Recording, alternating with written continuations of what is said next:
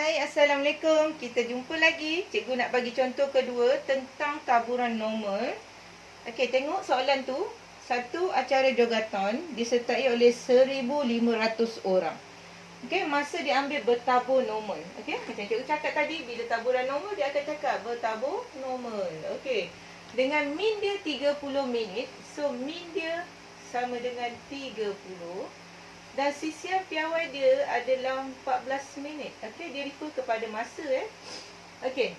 Peserta tidak dapat hadiah jika lebih 50 minit lari untuk habiskan acara jogatan tu. Okey. Soalan 1, jika seorang dipilih rawak, cari kebarangan peserta itu tidak dapat hadiah. Dia kata kalau nak dapat hadiah mesti lari kurang daripada 50 minit.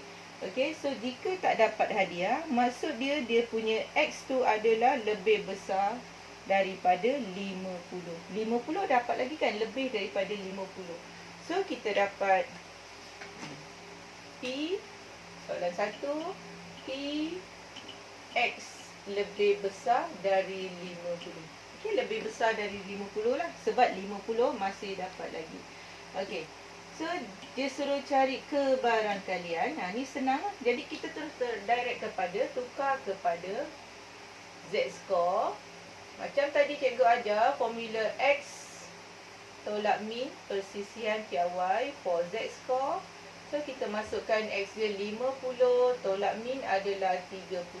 Bahagi Z, bagi standard deviation, sisian piawai ini. So, kita dapat P Z lebih besar daripada berapa? Tekan kalkulator macam biasa, 1.429. Okey? 1.429. Ini kita boleh cari terus daripada kalkulator. Kita akan dapat 0.0765. Okey, kalau nak pakai buku sipir atau jadual taburan normal, Z lebih besar daripada 1.429. Ni positif, kita tandakan dekat positif. Ini ada 1.429. Lebih besar, kita lorek sini. Maksudnya dia satu bahagian saja kan. Jadi kita tak perlu satu tolak. Kita terus ambil nilai yang kita baca. Tengok dekat Z-score. Bawah Z-score, ini ada 1.4. Nanti kita ada kosong, ada 1. Okey, ada 2. Kat 2 ni berapa? Okey, lepas tu dekat bahagian tolak ni kan. Okey, kita tengok 9. Ni berapa? Okey, jadi nilai kat sini kita tambahkan dengan sini. Okey, nilai kat 1.42 tu, kita tengok ni 1.42 ialah kat sini kan. Ni nilai dia adalah 0.0778.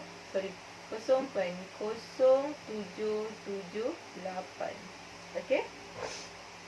Okey, dekat 9 pula, tengok atas 9 tu ada, sini ada 13. So ini maksudnya nak dapat dia punya probability adalah ni satu garis segaris Okey, so nak dapat dia punya probability adalah 0.0778 tolak 0.0013. Okey, so kita dapat sama tak? Sorry, cikgu sesama. 0.0765 sama kan? Okey, kepulang awak nak guna kalkulator ataupun nak guna jadual taburan normal. Okey, cikgu pergi kepada soalan yang kedua. Pingat diberi kepada 100 orang peserta pertama. 100 orang peserta pertama yang ambil masa kurang daripada T minit. Okey, cari nilai T. Maksudnya dia suruh cari nilai T. Okey, dia dah bagi pingat kepada 100 orang pertama. 100 orang pertama. Okey, orang tu jumlahnya ada berapa? Jumlah orang ada berapa? Jumlah orang, okey, yang masuk tu, peserta tu adalah 1,500 kan. Dia nak bagi kepada 100 orang yang pertama saja habiskan. So dia nak bagi kepada, daripada ni kita nak bagi pada 100 orang saja. So kita dah dapat nilai kebarangkalian dia adalah 100 per 1,500. Okey. Okey, itu nak cari dia punya kebarangkalian. Dia tak cakap secara direct, kita kena cari dia. So ini dapat 0.0667. Boleh faham tak nak tentukan kebarangkalian? Tak semestinya dia akan bagi terus. Tak, macam tadi dia bagi 0.04 apa? Dia punya nilai probability. Yang ni kita kena cari dengan memahami soalan tersebut. Okey. So dia kata 100 orang yang pertama tu dia nak bagi hadiah. Dia tak boleh lebih. Maksudnya kurang daripada 100 tu lah kan.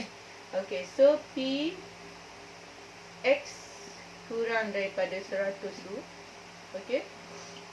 Ataupun 100 orang peserta pertama, masa kurang daripada 3 minit. 100 pula. Tak boleh lah ni kan. Dia masa tu kurang daripada 3 minit. Okey. Jadi kurang lah, tak boleh lebih. Tak boleh kurang ni, tak boleh ada sama dengan. So P tukar kepada bentuk Z kurang T tolak min dia adalah 30 bagi sisian piawai adalah 14. Ikut nilai tadi tu yang dia cakap tu. Okey, probability dia adalah 0.0667. Okey, macam tu. Ini yang kita nak keluarkan ni. Biasa pelajar tersangkut dekat sini. Okey, harap awak boleh faham. Okey, ini dapat tak 0.067? Okey. Ini kita nak tukar kepada T tolak 30 bagi 14. Maksudnya Z tu pindah sebelah. So kita kena baca ni daripada dalam jadual taburan normal. Okey, mula-mula kita buat dia punya rajak taburan normal. Cikgu biasa kata buat 2 graf loceng ni Okey, lepas tu kita tanda satu belah positif, kita tanda satu belah negatif. Okey, ini belah positif, ini belah negatif. Dia kata kurang kan? Kurang maksudnya kita kena lorek belah kiri. Okey. Okey. Kamu tengok nilai ni pula. Nilai ni adalah kurang daripada 0.5. Bila kurang daripada 0.5, dia melibatkan berapa bahagian? Hanya satu bahagian. Okey. Kamu tengok dua jadual ni, yang mana satu melibatkan satu bahagian? Yang positif atau yang negatif? Yang ini melibatkan dua bahagian lah kan? Sebelah negatif dan positif. Yang ini melibatkan satu bahagian. So, kita tahu dia akan jadi negatif apa benda entah. Okey? Dia akan jadi negatif apa. Okey, so bila kita dah tahu kedudukan dia, kita letaklah 30 bagi 14. Kita letak negatif. Nanti yang ni kita baca. Okey.